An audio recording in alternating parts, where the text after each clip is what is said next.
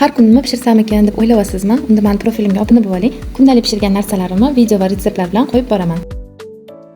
Bugun sizlar bilan bilish tayyorlaymiz. Buning uchun bitta idishga 1 stakan iliq suv, iliq sut solib, ketidan droji, tuz, shakar solib yaxshilab aralashtirib olamiz.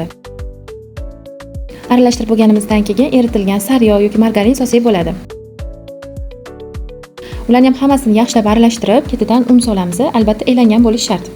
Xamirni qor bo'lganimizdan keyin ustini yopib 1-1,5 soatga tindirishga qo'yib qo'yamiz. Xamir tinguncha bu yerda ichiga solinadigan nachinkasini tayyorlaymiz. Buning uchun qiyma, piyoz, zira, tuz kerak bo'ladi.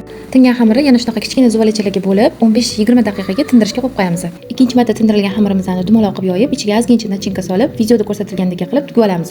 Qizib turgan yog'ga teshikchalarni pastga qaratib solamiz. Orqasini o'girganimizdan keyin shunaqa teshikchalariga qo'shuvda yog' quyib turamiz. Yog'ga bilishini solganingizdan keyin gazni o'rtacha balandlikda qilib qo'yib pishirsangiz, shunaqa kuyib ketmasdan ranglari chiroyli, sochniy bo'lib chiqadi. Video sizlarga yoqqan bo'lsa, like bosib, obuna bo'lish esdan chiqmasin.